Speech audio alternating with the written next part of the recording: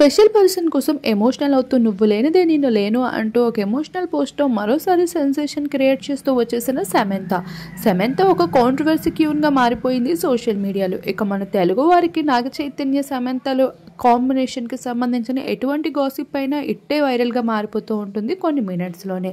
ఇక తను pick ball అంటూ ప్రస్తుత కాలంలో ఒక గేమ్ని అయితే మంచిగా ప్రమోట్ చేస్తూ మెంబర్గా మారిపో తన ఫ్యాన్స్తో ఎక్కువగా ఇంటరాక్ట్ అవుతూ కనిపిస్తూ ఉంటుంది. అలానే తనకి ఎంతగానో ఇష్టమైన వెకేషన్స్ని కూడా ఎంజాయ్ చేస్తూ కనిపిస్తూ ఉంటుంది.